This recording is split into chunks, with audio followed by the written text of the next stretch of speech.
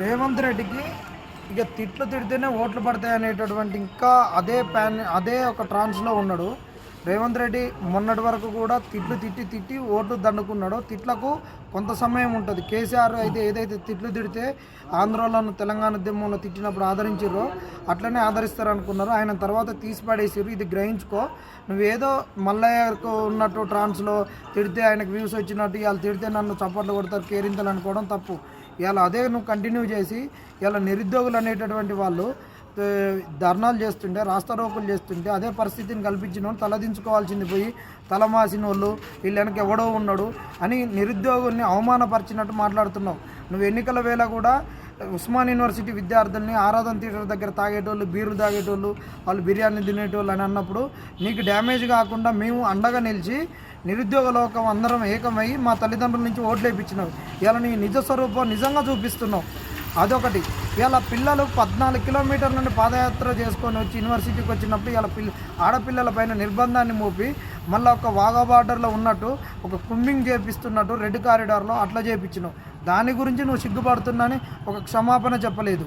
నువ్వు డేట్స్ యథాతథంగా పెడతాని ఎట్లా చెప్తావు? ఈరోజు పిల్లలందరూ చనిపోయేటటువంటి ఒక స్థితిలో మానసిక గందరగోళంలో ఉన్నప్పుడు ఇంకా నువ్వు వాళ్ళని రెచ్చగొట్టి చచ్చిపోరన్నట్టు నువ్వు మాట్లాడుతున్నావు. ఇది కరెక్ట్ కాదు.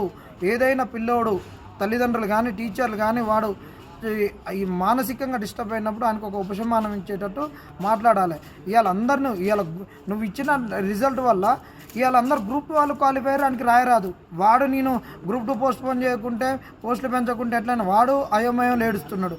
గ్రూప్ 1కు మెయిన్స్ రాసుకొని హోలిస్టిక్గా ప్రిపేర్ అయినాడు. వాడు రిజల్ట్ రాలేదు వాడు ఏడుస్తున్నాడు. వాడు ఏడుస్తున్నాడు. డిఎస్సి వాడు ఏడుస్తున్నాడు. ఈ టైంలో నువ్వు విద్యార్థుల్ని ఎట్లా ఫీజింగ్ చేయాలి, అప్పీజ్ చేయాలి, వాళ్ళని ఉపశమానంగా మాట్లాడాలి, వాళ్ళకు ఒక తండ్రి లాంటి పాత్రలో ఉన్న నేను ఎట్లా మాట్లాడాలనేది లేకుండా ఇష్టం వచ్చినట్టు మాట్లాడుతున్నావు. ఇంట్లో ఒక పిల్లగాడే ఫెయిల్ అయితే వాడిని ఓదార్చుకొని ఒక 10-20 రోజుల తర్వాత తిడతారు. ఈరోజు చచ్చిపోయేటటువంటి పరిస్థితుల్లో ఇబ్బందులలో ఉన్నప్పుడు నువ్వు ఇష్టం వచ్చినట్టు మాట్లాడడం ఇది కరెక్ట్ కాదు. ఫస్ట్ నీ భాషా ప్రయోగాన్ని మార్చుకో. తర్వాత నువ్వు ఏ సందర్భంలో ఎట్ట మాట్లాడాలో నేర్చుకో. నీది చూస్తుంటే ఎట్ట ఉన్నదంటే సాగు దగ్గరికి పోయి సన్నాయి మేళం పెట్టుకొని నువ్వు బరాత్ తీసేటట్టు కనిపిస్తున్నది. ఇది కరెక్ట్ కాదు రేవంత్ రెడ్డి గారు. నిన్ను అనడం కూడా మాకు అవమానంగా అనిపిస్తుంది. ఎందుకంటే ఇన్ని రోజులు మా నిరుద్యోగుల పెద్దన్న అనుకున్నావు. ఇవాళ మమ్మల్ని ప్రతి కాడ అవమానపరుస్తున్నావు. నువ్వు ఆ రోజు ప్రతిపక్షంగా ఎందుకు వచ్చినావు? ఆ రోజు నీకెందుకు ఆదరించినావు? ప్రతిపక్షం అనేది ఖచ్చితంగా మా పక్షాన్ని ఉండాలి. లంగలో వాళ్ళని తిడుతున్నాం కదా, ఎక్కడ వాళ్ళ జెండాలు వేయించుకొని ఇవ్వట్లేదు.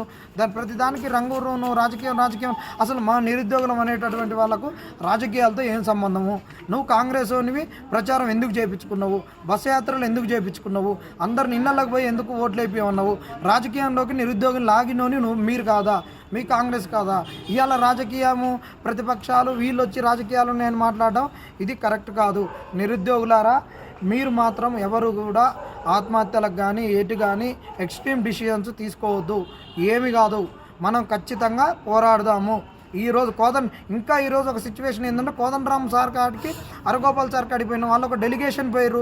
పెద్ద మనుషులు ఇవాళ నీకే ఒక తండ్రి లాంటి స్థాయిలో ఉన్నటువంటి అరగోపాల్ సారు ఒక చర్చలకు వచ్చినప్పటికి కూడా నువ్వు ఇలాంటి మాటలు మాట్లాడితే ఇక నిరుద్యోగుల పెద్ద దిక్కేవడం.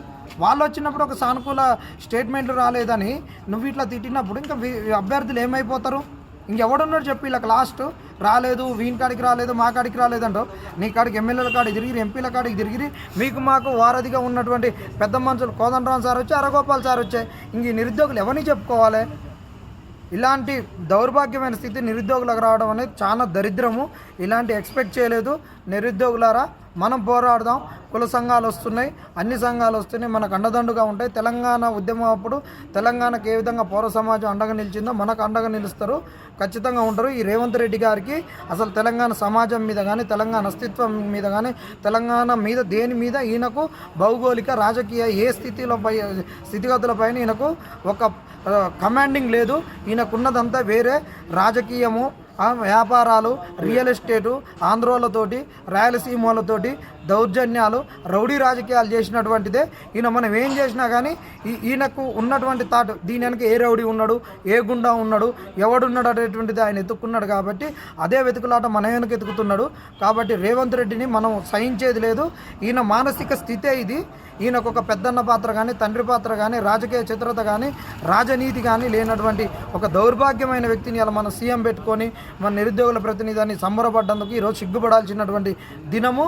ఈ రాత్రి ఒక దుర్దినంగానే నేను భావిస్తున్నా. ఇది నిరుద్యోగులు మీరు మాత్రం అధైర్యపడద్దు, పోరాడదాం, ఖచ్చితంగా ఉందాం, మనం సాధిద్దాం. జై తెలంగాణ.